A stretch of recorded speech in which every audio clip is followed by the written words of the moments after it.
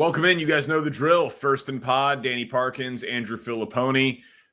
Every team, every game, every week coming to you after a surprisingly competitive Chiefs-Jets Sunday night football game. Taylor Swift was there, Pony. We'll get your thoughts in a second. I don't know if you've heard. She's a big star. Chiefs win, do not cover. Zach Wilson plays well. One big mistake. Very controversial call on Sauce Gardner. Chiefs prevail.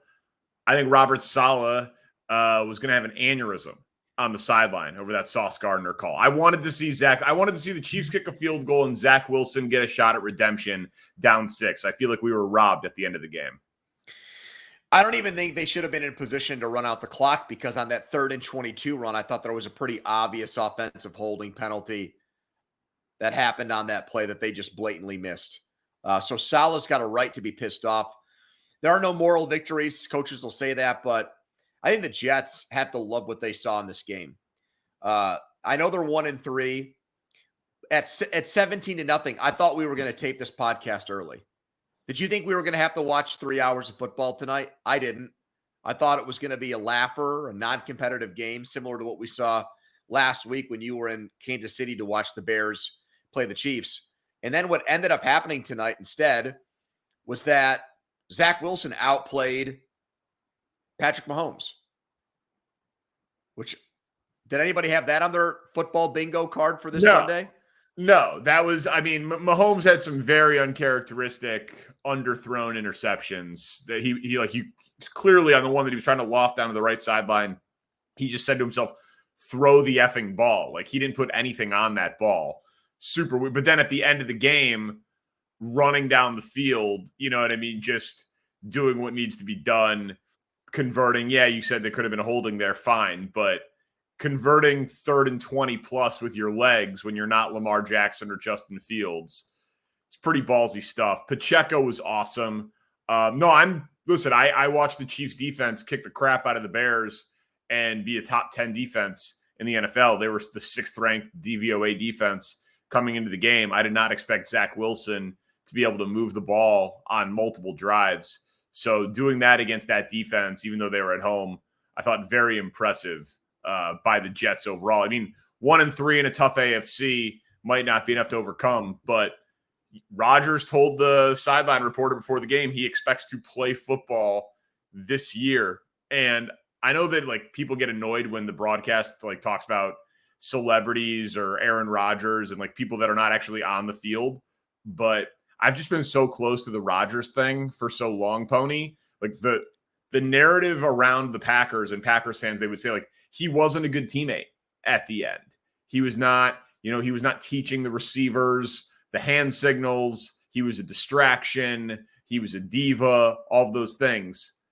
For him to fly 5 hours across the country from where he's rehabbing in California, surprise the team, give a speech, be on the field in crutches, then be up in the box, clearly invested in it. From Jump Street this offseason, he's clearly been trying to be the model citizen and perfect teammate for the Jets. So while I don't think the 40-year-old's going to come back from the torn Achilles this year, it is interesting to see him fully engaged in being a good teammate.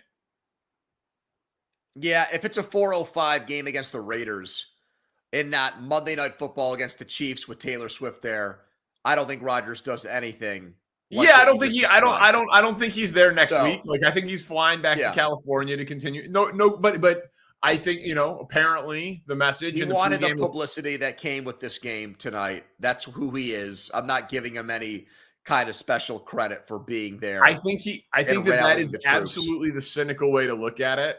But also, we talk about a desperate team needing a game. He apparently was I'm going to surprise the team and give that. He gave the talk Saturday night at the team meeting. He showed up for his team. I like it.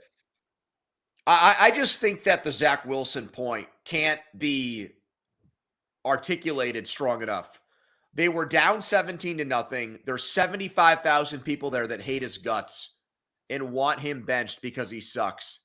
And he went out there and probably made 5 to 10 throws that the other guy would have been praised for making in this game. Back against the wall, there was probably at 17-0, at least a little bit of thought to go to Tim Boyle. And the dude went out there and played his butt off. And I'll say this about the Jets and Zach Wilson. If Aaron Rodgers were the quarterback, they could easily be in the same spot they're in now. When the schedule came out, they did no favors toward the Jets. They're 1-3. They could have been 1-3 with this schedule with Rodgers.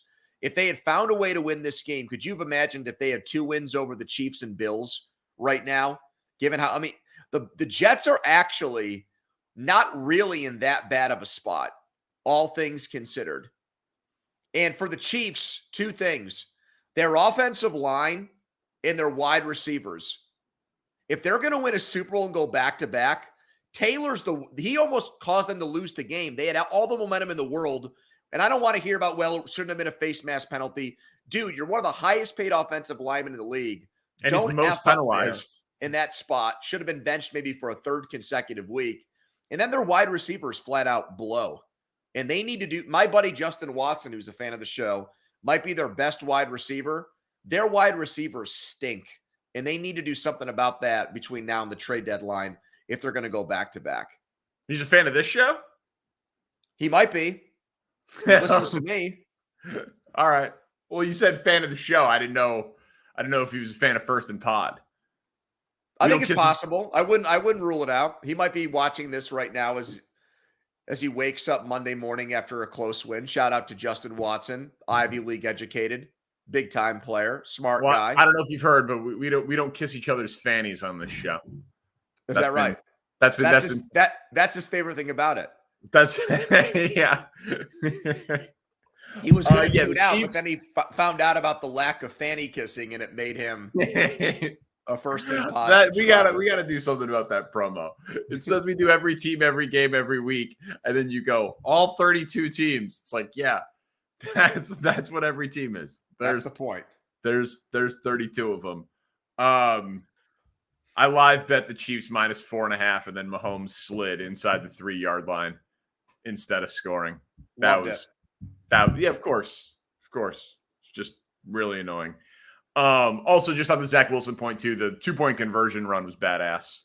Like he made a lot of plays. He was very, very impressive. But Saleh is going to escape a lot of criticism, by the way. Down 10-0. Oh, the punts and stuff. Fourth and 1 from the 41 punt.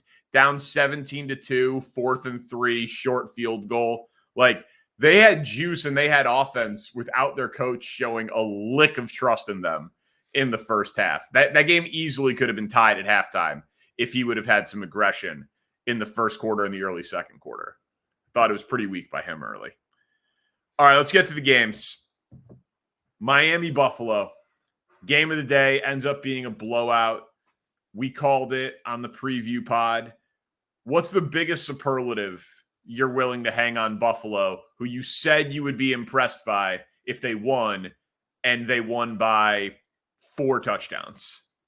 Well, they're back to being who I thought they were at this time last year, which is good enough to clearly make the playoffs, win the AFC East, and be a part of that conversation. I started the year thinking that they were going to be one of the teams with hype that missed the playoffs straight away. That's going to end up being probably one of the teams that was in the AFC Championship game last year, who we'll get to later on in the show. But that's where I put them now. Like, I have to concede that argument.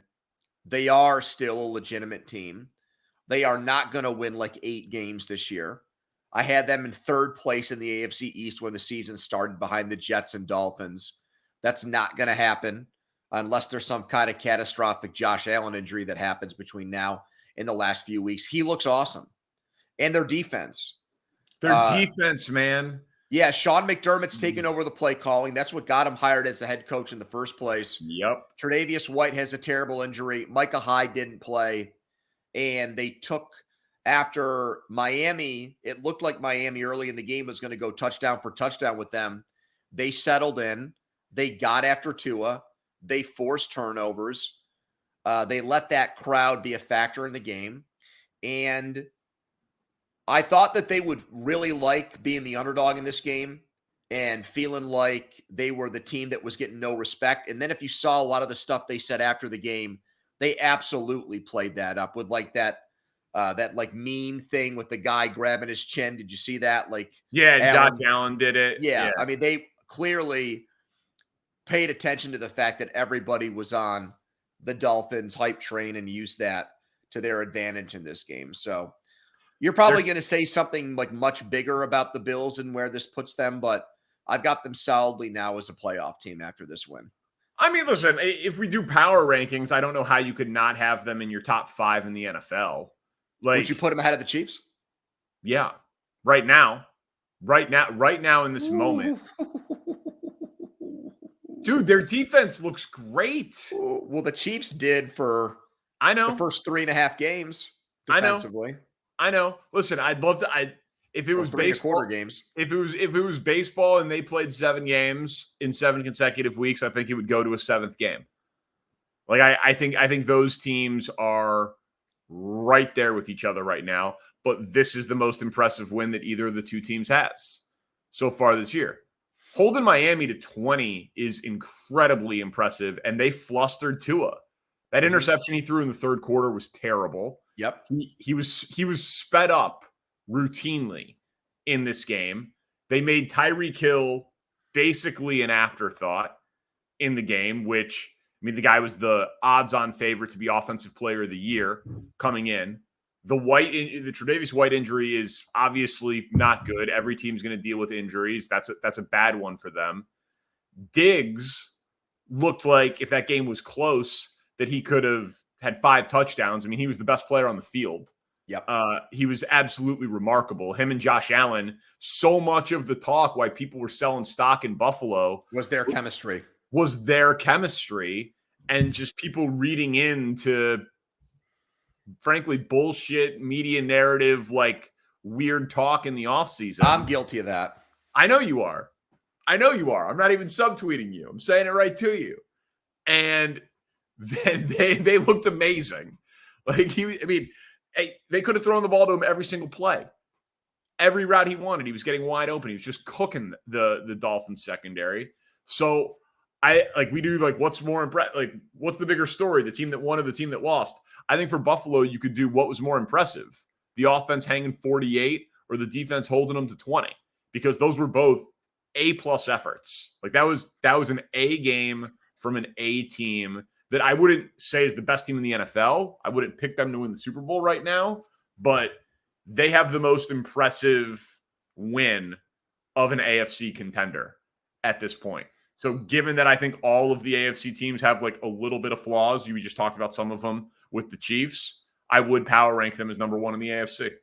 All right, so Washington and Philly is next. And your question here is, how does Ron Rivera, who's known as Riverboat Ron, not go for 2 after a touchdown made it a 1-point game with no time left in regulation? Baffling. So there's other things we could talk about in the game. I'm down for it. There was a lot of things that happened here. Isn't it conventional wisdom? The worst team on the road scores, you go for the win in regulation when it's literally zeros on the clock. There's not like 40 seconds on the clock where if you get it, they can get a return, get a pass, kick a field goal. There were literally zeros on the clock. 1 play, 2 yards, win the game, upset the NFC champions, who were the favorites in your own division. And after the game, he said, we were tired. Yeah, what was their defense then? If you were tired, insane. Like and he hasn't been Riverboat Ron for a while. Like he's become pretty conservative, but just that is so weak. Wouldn't that answer? It was a high-scoring game. It's 31-31. What are you doing? Somebody's got to ask, and he'll probably, I'm 99.9% sure he'll give the appropriate answer, but there's that off chance he might say something and give it away in his tone or the way he answers the question. Somebody's got to ask Bieniemy this week what he would have done in that situation when he talks. Because I saw that and I thought, is this a situation where they're just going to fire Rivera at the end of the year and promote Bieniemy? Doesn't it kind of feel that way right now? That's a great question, because you got a new owner there. I know last week was a disaster, but look at what the Bills just did to the Dolphins. Overall, without a real quarterback, it's a 5th-round pick quarterback. I know they went there last year and won, so they've got a good matchup going against Philadelphia, but still, you bring in Eric Bieniemy to dial up some kind of creative play there. You've worked on 2-point conversion plays all summer for that moment, and to not do it to win the game, lack of aggression, it almost made me feel, Danny, like Ron Rivera was looking at it like, let's see what happens in overtime. I know how the new rules work. If we tie this game, that's a win for us. That's what was going through my head when he decided to kick the extra point. I mean, I'll take the man at his word that he factored in fatigue. I can't take him at his word on that. But even with the new rules, it's ridiculous, because if you drive down and score a touchdown, you lose. This game, it wasn't 16-16. And they're not tired, because it's not like they were down big points and had to make all kinds of crazy plays in the fourth quarter to win, and their offense was just going nonstop. That's not even true. Yeah, it was, but just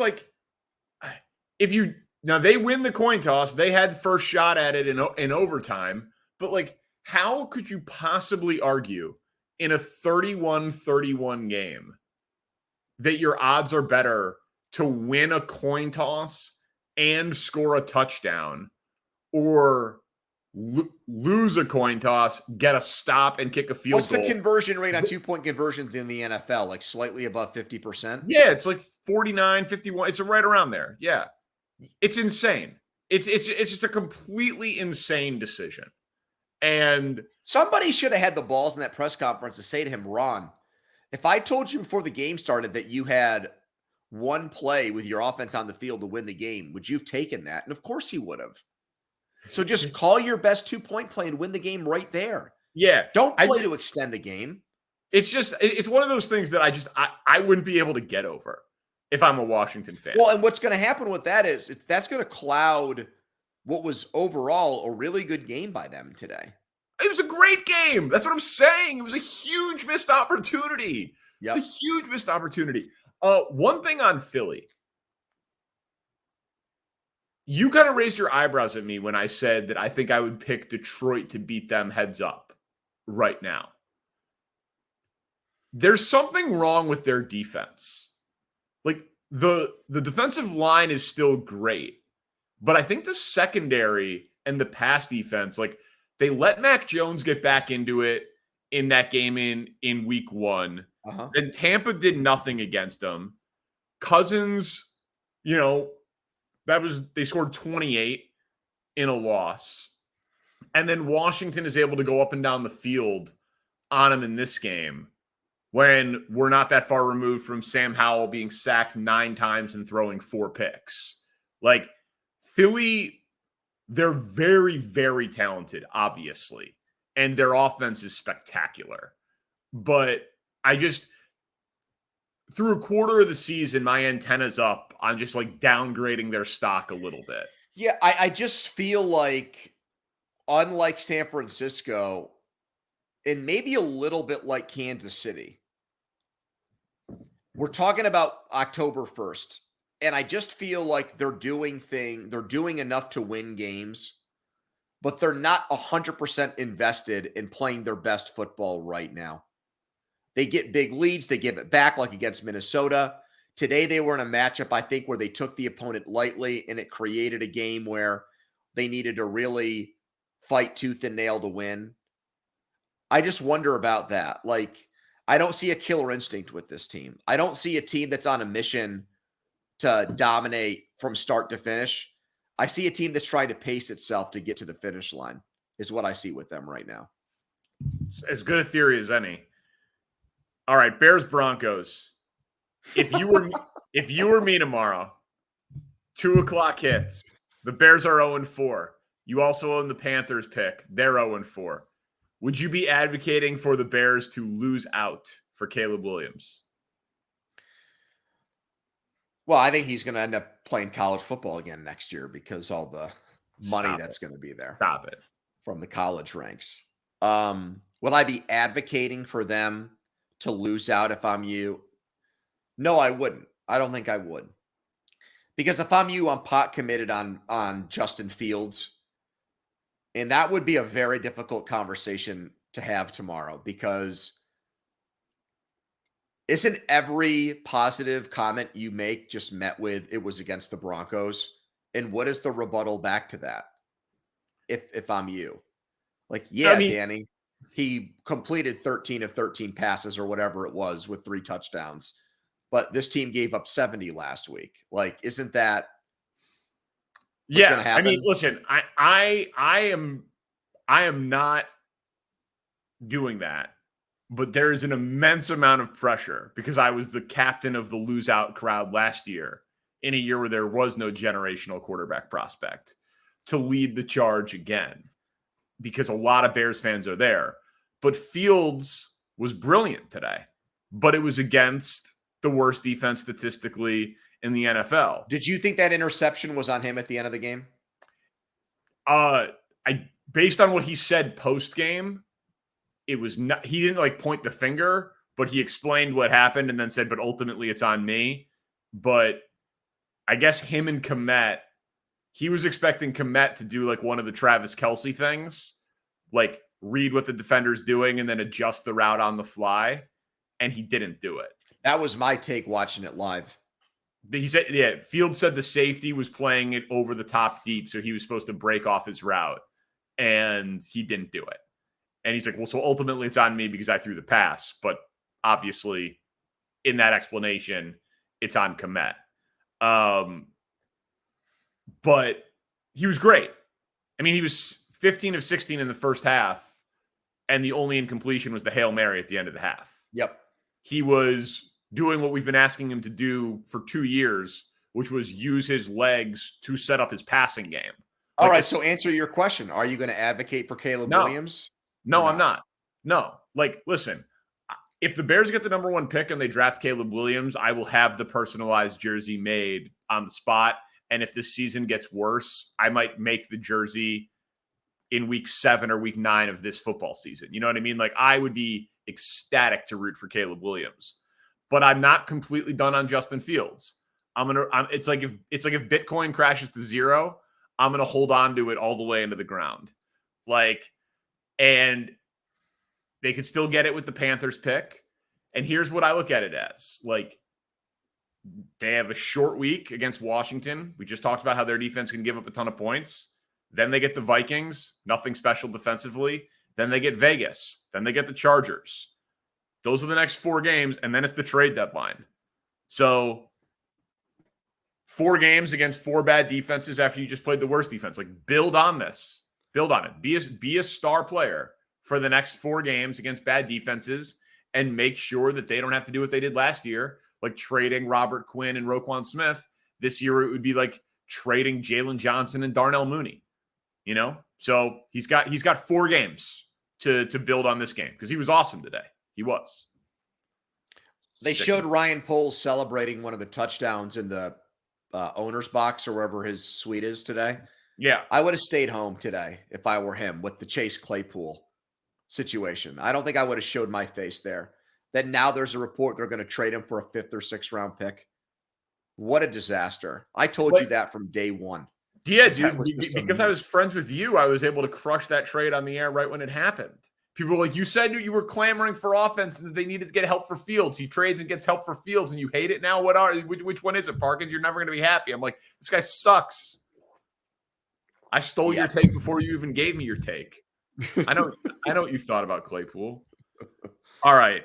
Speaking of Pittsburgh Steelers football.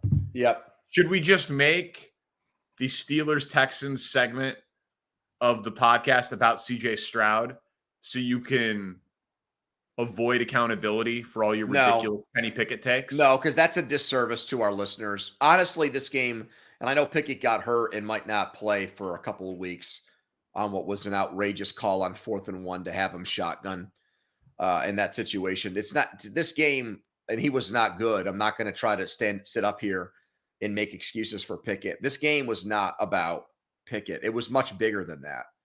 This game's about, and I've said this since we started doing the podcast together, and I feel like most of the time I'm just shouting into like an airplane hangar where no one can hear me, where I'm like, why won't people listen when I say repeatedly that Tomlin is an overrated coach?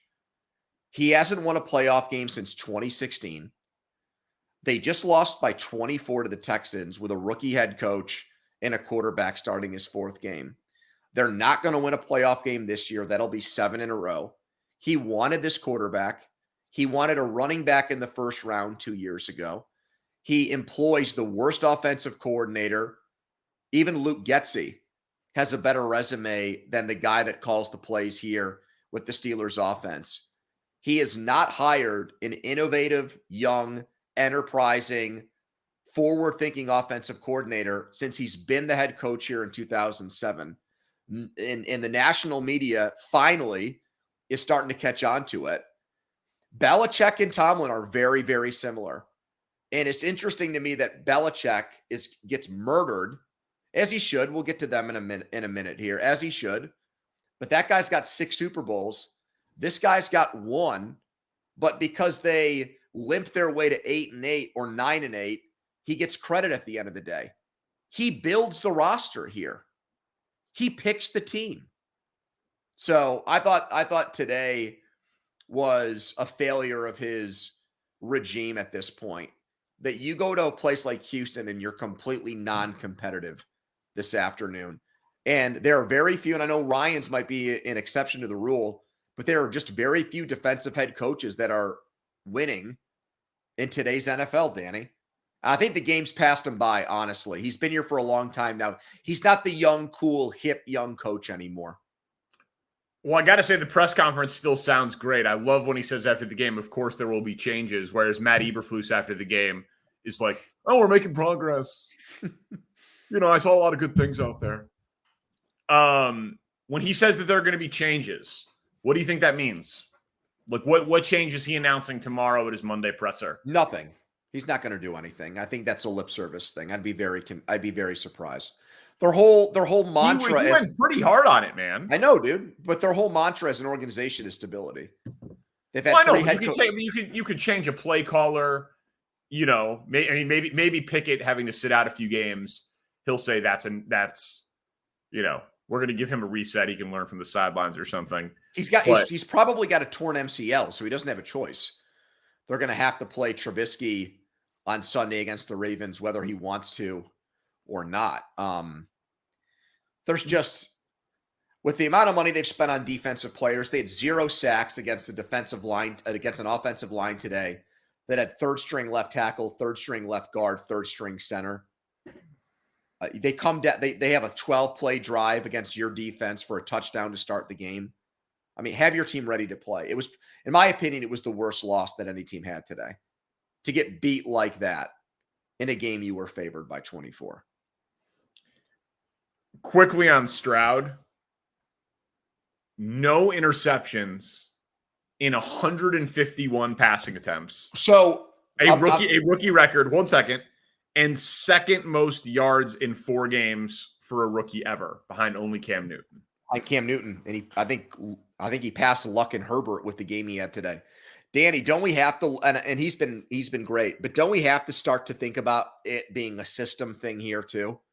It's the passing game coordinator from San Francisco last year. That dude's going to get a head coaching job. Bobby Slowick. You want to talk about Johnson in Detroit? If CJ Stroud has this kind of year, he ain't going to be the Texans offensive coordinator next year. He might be the Bears head coach. Yeah. If this keeps up.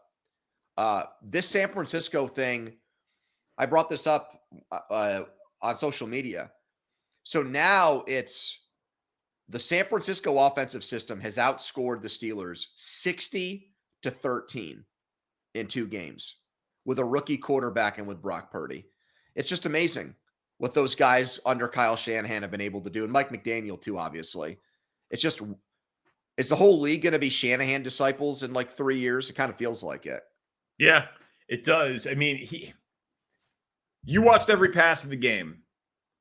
Did it feel like it was totally schemed open, or did Stroud do anything that you saw? No, I mean, he's very composed. I mean, he's extremely composed. That's what I see. But so is Purdy. Yes, Purdy is composed as well. So you think that is taught composure? I think that, I think when there's a confidence in the system and you know where guys are going to be, yeah. I mean, I don't have another explanation for it given their offensive line issues, that he looked that good. I mean, I don't want to like completely take everything away from the guy, but if it were another, if DeMeco Ryans had hired some retread offensive coordinator and he was doing this, I wouldn't make this point. But I've just got so much respect now for the way they did things in San Francisco that I can't help but think that has something to do with his early season success. All right, Bengals Titans. Is the Bengals season over? I think that what happened in this game today is they put so much energy into Monday night's game against LA because when Burrow said this after the game, they rightfully recognized what 0-3 meant to fall 3 games under 500 this early in the season. I think they went after that game so hard they had almost nothing left in the tank. And I warned you when we talked about this on Thursday. I didn't think Tennessee was a good matchup in that situation. Tennessee coming off a bad loss back at home.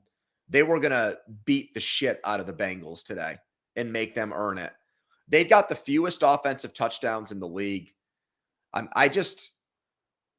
what point, like this is the question that's been asked since football started. When you've got a quarterback or you've got a star player, at what point is he a detriment to the team while he tries to play at less than 100%? And I think we're watching that right now with Burrow, Danny. And T. Higgins fractures his ribs today. Yeah, good point. But even worse. The only thing I'll say, the reason I'll answer no, but it's on life support. They get Arizona and then Seattle at home and then the bye. They easily could sit 3-3 and get healthy during the bye and go on a little bit of a run. You like both those teams, though. You like Arizona and Seattle. Listen, I'm not. They lose one of them, they're in huge trouble. I'm not saying they're going to be 3-3, but if you had to pick a scenario for them to win 2 games, 2 NFC opponents, Arizona, and then a team with a horrible pass defense at home heading into a bye. A team, you know what I mean? You don't feel like Burrow's going to get beat up in those 2 games. It feels like a decent spot to eke your way to 3-3 and then reset at the bye. I don't think the season's over. They're in big trouble. We saw the Jags come back from 2-6 to make the playoffs last year. I bet you if you told the Bengals players, listen, you're going to lose the next 2 games with Burrow out of the lineup. You're going to be 1-5. But the 3 weeks off is going to get him as close to 100% as he'll be all year. I think they'd take that. And then just at 1-5, I know it's a humongous hole, but now you've got Burrow coming back, and that's why I told you before this game I thought they should have benched him. I just think they should bench him through the bye week. And if that doesn't fix it, well, then this is just a lost year for them. But having him go, he didn't have any injury designation this week. I've seen that. Like, people are saying don't use the injury excuse card for Burrow. I'm sorry. I've seen the guy play enough games where I know when he's not right. Something's badly off about this guy. And I think the way to fix it is not to ask him to gut it out every week. It's to give him a chance to recuperate, and then go from there. So, but now, look, right now, if they're going to keep doing it this way, I do think their season is over. All right. Let's go to the Niners and Cards. San Francisco has scored 30-plus games in 7 straight. First team in more than a decade to do that. Should they be the Super Bowl favorites over the Chiefs? Yes. I don't know how they're not the best team in the NFL, even though they have Brock Purdy, dude. And like, I know that Brock Purdy throws passes sometimes that are not intercepted. He's got a horseshoe up his ass. But 30 plus points in 7 straight games. They're well coached. They have dominant offensive line, dominant defensive line, dominant skill position players. And a quarterback who, to your point, knows the system, doesn't take sacks, and gets the ball out quick. So, like, yeah, he might at some point have some interception regression. That's certainly possible. And it's probable, actually. But he doesn't take negative plays. Like, you know what I mean? And like he doesn't. I think they would kick the shit out of the Eagles if they played next week. Like, I don't think it would be competitive right now. I think that they are far and away the best team in the NFC. And obviously, in an AFC situation, you'd run into a juggernaut offense who maybe a Chiefs team, a Bills team, a Dolphins team, whomever, would get into a shootout with them. But before today, the Chiefs were favored, the Super Bowl favorites over them. They were plus 550 and the Niners were plus 600. And I don't think you can make that argument right now. I think they are clearly the best team in football. If I were a Niners fan, I would have this kind of negative outlook on things. I would want the Super Bowl to be right now. I would want the playoffs to start next week. I just feel like it's very difficult for teams to play to this level for 5 months. We saw New England, even their undefeated season, by the time they got to December, they were barely winning games against a horrible Ravens team and a Giants team in week 17. Like, they were much better in September and October than they were in December and January. We saw the Bills last year peaked way too soon. And part of it was Allen's UCL injury, I know, but like, I think you're right. Like, they are the best team in the NFL right now, but I would not pick them to win the Super Bowl this second. See, I'm going the other way with you on this, man. If I was doing our buddy Nick Wright's show tomorrow, and I'm not saying that these guys, they want their takes to stand out, right? It's a good way to do the business. And is that how it works? You want to say saying unique things that make you visible? Yes. That is pretty much how it works. It is pretty much, okay, right. But you also want to really believe it. It feels to me like they genuinely felt like they were the better team than Philly last year. And if they had a quarterback, they would have won that game. Yeah, of course. I'm on 17-0 watch for them. Dude, they're kicking the shit out of everybody. Yeah, but I understand. Because you're talking about peaking too early. I think this is the type of team that is saying, no. It's like that scene in Remember the Titans. Run it up, Herman. Leave no doubt. Like, I think for a while, they have actually been the best roster in the NFL. But Mahomes exists, and he's the best player in the world, and Reed's the best coach in the world. You know what I mean? But, like, they've had Jimmy Garoppolo and Brock Purdy and injuries at the quarterback position, but they've been the best 53-man roster. And it feels like this year they're trying to make a statement. It's like, don't forget about us. That's what I think. Usually they have early season adversity. They haven't yet. The McCaffrey explosion, he would be my pick to win Offensive Player of the Year. If I had to give out the award right now through the first quarter of the season, I would give it to him.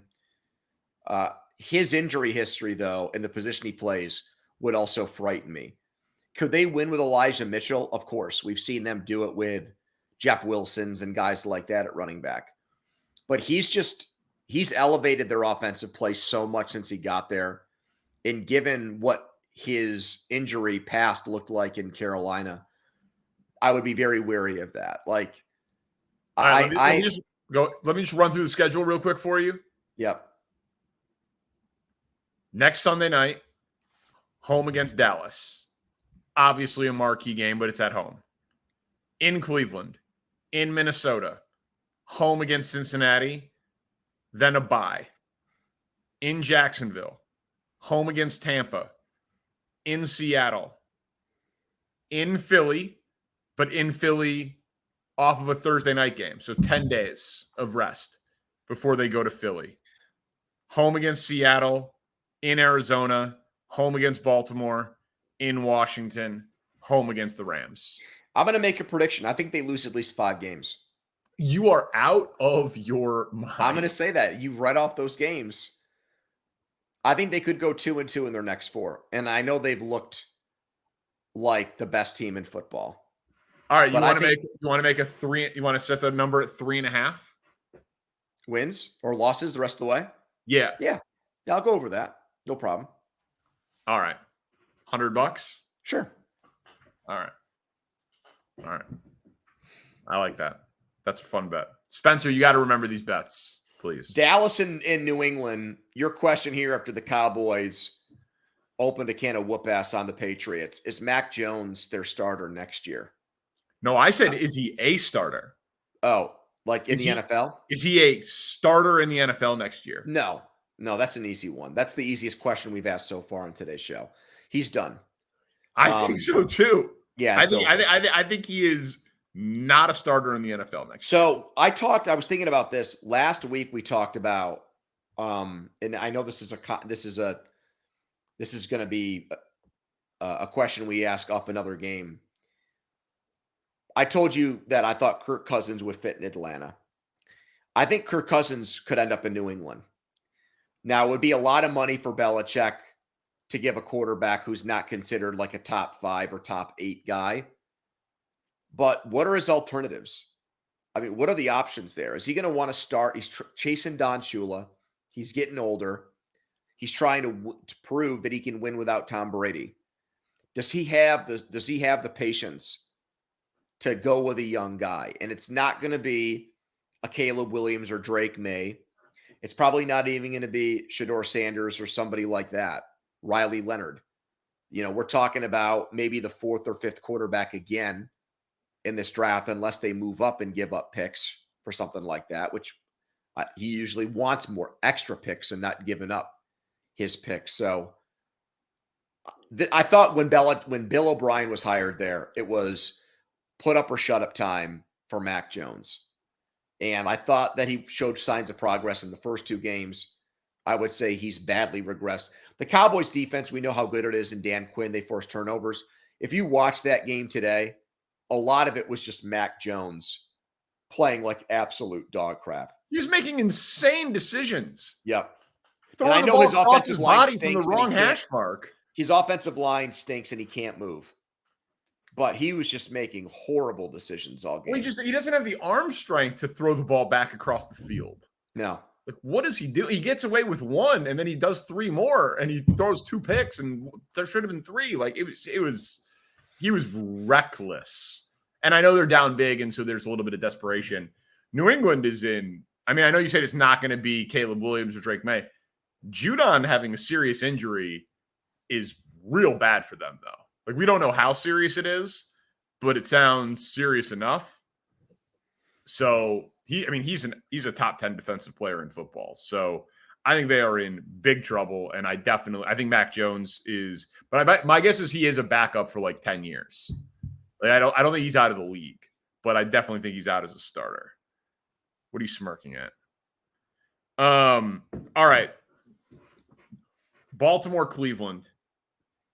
Mr. AFC North over here. How impressed are you with Baltimore putting up 28 on Cleveland, number 1 defense in the NFL, despite all their injuries? Not as much as you'd think. I really believe, and Thompson Robinson, the backup quarterback for the Browns, played really well in the preseason, and that's what made Josh Dobbs expendable in the eyes of the Browns, even though I think after watching today, they'd like that move back. I think what happened with Deshaun Watson took the win completely out of Cleveland's sails today. It shouldn't. Their defense should have looked at it as like, okay, we've been the best defense in the league through 3 weeks. Now we've got even more pressure on us to win. Let's go out and show everybody that we're worth all of the praise and credit we've gotten. But something about what happened with Deshaun Watson this week just doesn't seem right to me. There really were no concerns or alarm bells that sounded until he, on Friday, didn't throw a pass. And then all of a sudden people were like, well, wait a minute. That's weird. Maybe he's not going to play on Sunday. But then it was, oh, he'll be fine. They're just being precautious with things. He's having fatigue in his shoulder. They're just trying to like keep him on a pitch count and limit him during the week. I think it was an abrupt thing when they found out that he wasn't going to play. And I just think that was a jarring decision that carried over into the game today. And the dude threw a terrible interception right from the very beginning of the game. So, yeah, I mean, there were big downfield plays by Lamar Jackson to receivers. Mark Andrews caught 2 touchdown passes. It was a thorough victory. But I look at this completely different. And you know I hate Watson. But I just think what happened, him backing out of this game last second, caused Cleveland to just have kind of a mental fart in this game that caused them to get blown out. I think that theory makes plenty of sense. No Bateman, no Odell Beckham. Left tackle hurt before the game starts. Right tackle gets hurt during the game, or I might have that flipped. So both starting tackles, 2 of your top 3 receivers. He goes to Andrews has the breakout game. He has a couple of touchdown runs. It was just a huge story coming into the year was like this evolution, like they invest in Lamar and then they're changing the system. Mm-hmm. And is he not going to run at all? But is he going to be a true dual threat? Like high level passes and high level runs against the number 1 DVOA defense in the league with significant injuries to premium positions. I know he didn't throw for 350 yards or anything, but Baltimore has been really banged up this year. Yeah, I know. They're winning and producing. Like I think we have to give them credit, even if your theory holds. Like you're talking about something that is like emotional and wind and sails and like I'm talking about like brass tacks players not on the field. They didn't have a lot of key ones on offense, and they kicked the shit out of them. Yeah, I mean, I know that's going to make me come off as a hater, but I immediately, as soon as I found out the timing of the Deshaun Watson injury, switched my opinion on this game right away from the Browns winning to the Ravens. And hey, I've just been preaching here that the Bengals would be smart to sit Joe Burrow. Okay, but doesn't it tell you something about both guys that Burrow refuses to be benched and sit down, and Watson missed this game today? Like, you know what I mean? I mean, I don't know. Dude, you know, what's his injury? It's a shoulder injury. Did he look like he had an injury last week against the Titans? He had his best game. So when did it happen? I have no idea. Do you know what I mean? Like, if the Bears were playing for first place against the Packers and hours before kickoff, you found out that Justin Fields wasn't playing, you wouldn't talk about the strangeness of that. Oh, no, on Monday? Of course you would talk about the strangeness of it, but I tend to assume that most NFL players like to play in the NFL. Well, not every NFL player is a $200 million guaranteed fully contract guaranteed where it doesn't matter how they perform. No, that's true. Those games. That's true.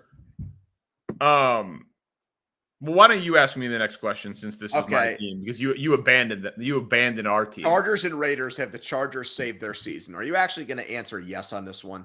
Of course. Oh, God. Of course I am. Bye week comes at a perfect time.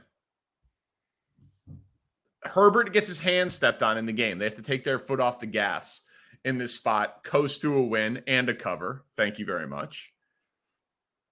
No Eckler. O'Connell. Yeah, Aiden O'Connell, sure. But no James, no Bosa, no Eckler. This team is devastated by injuries again because they're the Chargers. Get the bye week, get as healthy as they can. And you know what they come back to? The Cowboys on Monday Night Football. That's going to be an incredible game. Win that game, make a statement, get to 3-2, be healthy, get rolling. Chargers is the 6th seed in the AFC. The dream is still alive, baby. Let's go. Absolutely. Just win, baby. They took the Raiders mantra and they figured it out while hurt. Absolutely. Perfect win going into the bye week for as healthy. Most teams want a bye week in week 9. This team, because they're the Chargers, they've got 4 of their top 7 players already with injury early in the season. They need the week 5 bye. The Chargers actually should get 2 bye weeks because they get hurt more than every other team in the NFL. So I love the spot that they're in. I can't wait for Monday Night Football in 2 weeks. Can't wait. I'm so over looking at this team and like trying to find small victories. Put Joey Bosa and Derwin James and Austin Eckler out there on this team. It's a good team. Okay, but to me, we picked this team to win the Super Bowl 2 years ago. And they got hurt. And they got a boob of a coach. Right. So the standard should not be they're on track to make the playoffs, yippee. And that's what it sounds like you're doing right now, trying to spin this into they're right where they want to be or they're on the right track. No, they're not. By now, they should be competing with the Chiefs for AFC West championships. They're not. We should be talking about them in the discussion with the Bills and the Chiefs and the Dolphins. We're not. So until they do something, healthy or not, that makes me start to put them in that category, I'm not going to come on here and talk about them as some darling sleeper dark horse team. I just refuse to do that. You get smitten with them every year and you're allowing yourself after 0-2 to do that again, bro. It's just disgusting. It needs to stop. You need help. You really do. You have a Chargers addiction. Plus 100 to make the playoffs right now, baby. Minus 122 on no. Let's go. Now, why would you word this next one this way? For the Vikings and Panthers, it says, are you surprised by the report that Cousins won't be traded regardless of record? I told you on Thursday that he doesn't want to play for another team. I literally said that on the podcast. I said, I talked to somebody who told me he's going to block a trade to another team because he doesn't want to leave and have to learn a new offense with free agency at the end of the year. So if you listened on Thursday, you are not surprised at all by this. You don't even listen to our own podcast when the words are coming out of my mouth when I'm giving you proprietary information on something. The F, all right. man. All right, no, you're right. Let's go to the next topic. You're right. Come on now. All right, fine. I put more stock into what Rappaport said. Maybe I wrote this question in there so that you could spike the ball on your proprietary information. Did you ever think about that? Thank you. Yeah. All right, next game. That game sucked. Do you have anything to say about that game? I have nothing. Thank you to the Panthers for losing. No, I do have one quick thing. If I were on the air in Charlotte on Monday afternoon, you would take a pay cut. I would say. I know the program director there. He's actually a really nice guy. I'm sure he is. At WFNZ. Yeah, no, I'm sure he's a great guy. If I were on the air there, I would legitimately say, did we get the third best quarterback in this draft? Yeah. With the number 1 pick. Again, he needs weapons, man. I know that, but Anthony Richardson was down 23-0 and made some friggin' awesome plays. And I know I said Stroud earlier looks like a system quarterback, but no interceptions in 4 games and over 1,000 yards, on pace for a 4,000+ yard season speaks for itself. He's got over 1,200 yards. Yeah, he's been unbelievable. And this dude's already gotten hurt and hasn't really looked good in any of their 4 games. The hope for him though, right, is that like he needs like what Tua has. Like he's like quick release, deadly accurate guy. He doesn't have a huge arm. He's not going to do 30-yard out routes. He's not throwing bombs. He's you need yard after the catch guys with Bryce Young, and he doesn't have it. All right, I saw my guy His Dirkness on Twitter pose this question. Who? It's just a pothead Chiefs fan that I knew in Kansas City. And what's the guy's name? He goes by His Dirkness because he's a huge Dirk Nowitzki fan. Okay. Great guy, great football fan. If we did a redraft right now, where does Puka Nacua go? Is he Before a top I answer 10 that, did the Dirkness guy hook you up at the tailgate and give you free food and free drink, and you told him if he did that, you'd give him a shout out here? Okay. No. He lives in LA now. Okay. But I mean, I've been to many a tailgate. He was at the last Chiefs-Bears game that I was at Arrowhead, and when Jamal Charles tore his ACL, and he cried in the stands. Big Chiefs fan. I don't even think Nacua would be the first wide receiver that would get picked in a redraft. I think he would be the third. I think he would be the third wide receiver that would come off the board in a redraft. I think Zay Flowers would go 1. I think that Jordan Addison would go 2. And I think Nacua would go 3rd with those guys. Why would Addison go before him? Why not? Nakua's putting up, he's like basically leads the NFL in every receiving category. Oh, I'm sorry. Did you ask a question earlier on one of these podcasts that said, does this prove that Cooper Kupp is just a system wide receiver? I did ask that question. Okay, so clearly you think that this has something to do with the offense he's in. Yes. Okay. That, first of all, that was a couple of games ago. He's built on, so when Cooper Kupp comes back, is Puka Nacua no longer going to be playing? Is he going to be a backup?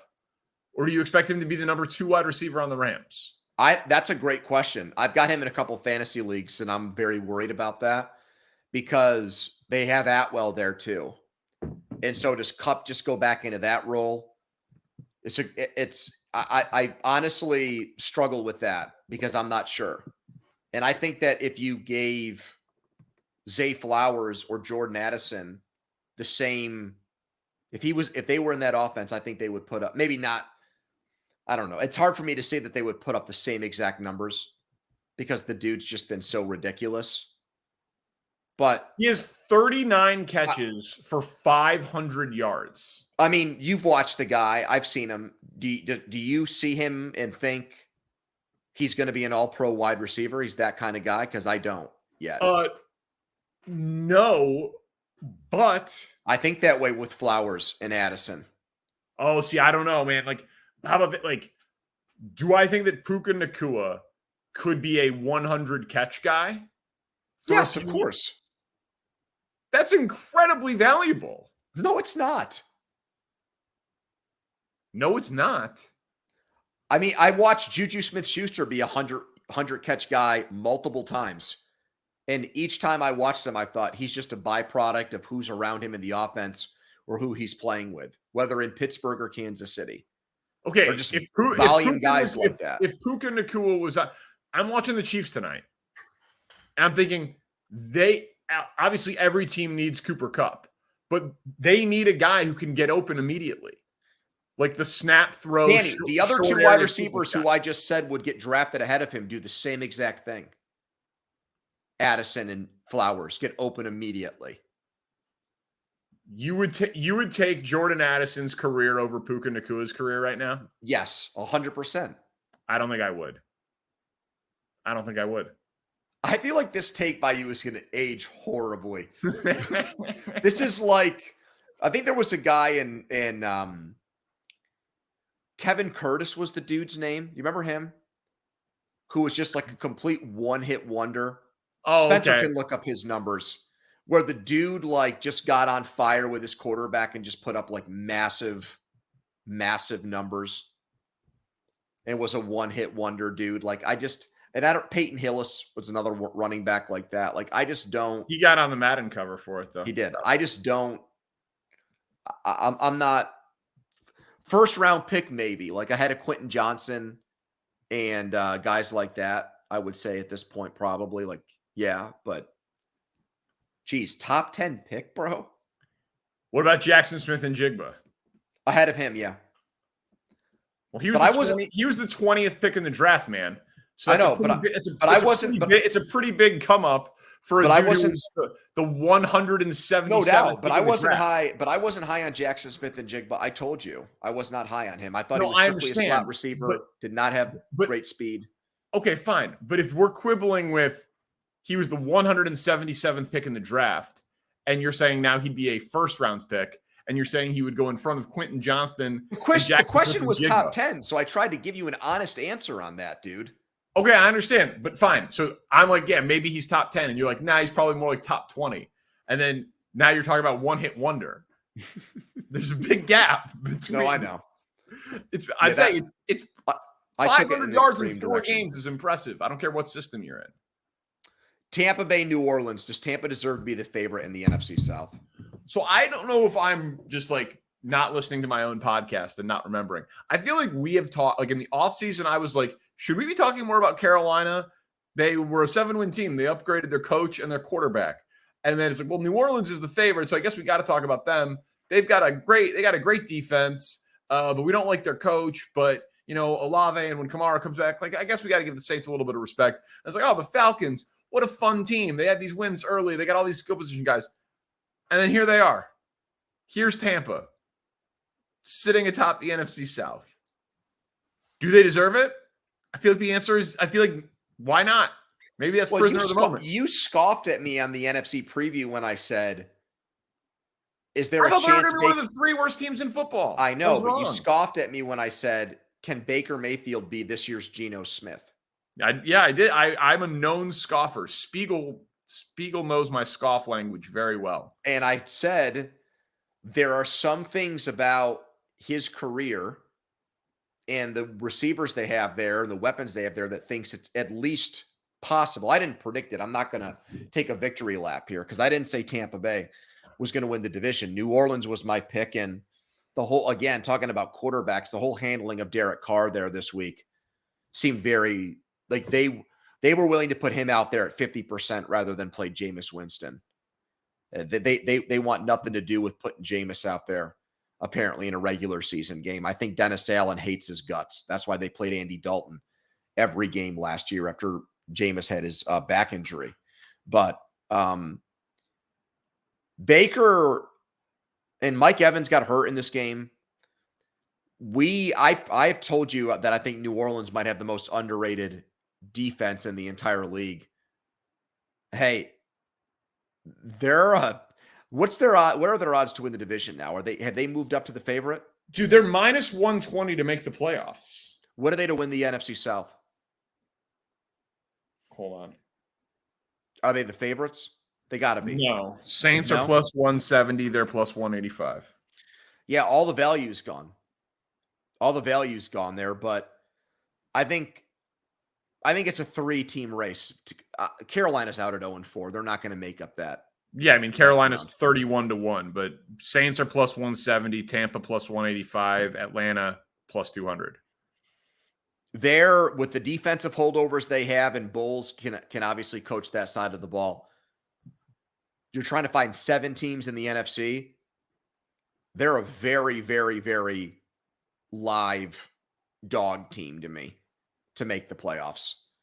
Yeah, like you're looking for teams that go for double 8. Well, they lost 9 games last year. They won the division with Brady, but teams with very low expectations. There's 1 or 2 every year that make the playoffs. I'd be very tempted to take them to win the division right now. This is down on the rundown, but that's one of the best wins in the NFL today. What they did at New Orleans with Baker. Yeah, I'm sorry I put it too low for you. Sorry about that. London game. Your question's about friggin' Toy Story. What are you doing here? You can't give Jags and Falcons more. Oh, I'm sorry. Every team, every game is let's talk about the Toy Story broadcast. Oh, I'm sorry that I'm not more interested in this 8:30 a.m. kick that you had to watch on ESPN Plus. I can tell you exactly what happened here. Okay, just to peel back and just give our viewers and listeners just complete and brutal honesty.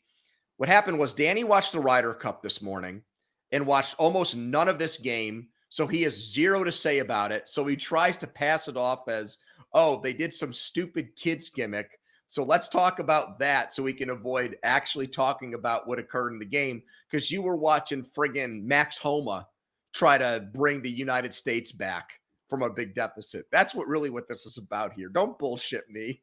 You're not you're not that far off. The Ryder Cup is a sweet event.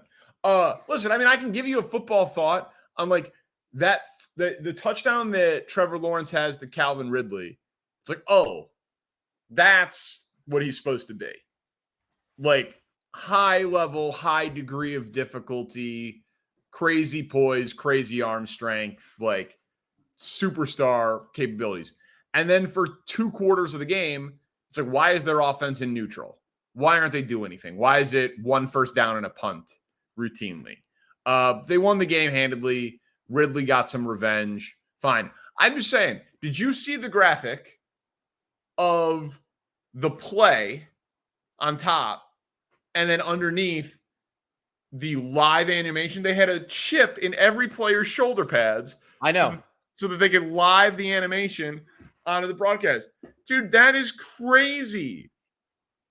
Put a chip in the ball and let's eliminate the ball and chain. I saw someone tweet that out. Great take. That's a great. Was that his Dirkness who came up with that one too? It wasn't. But I'm just saying, like, that technology blew my mind.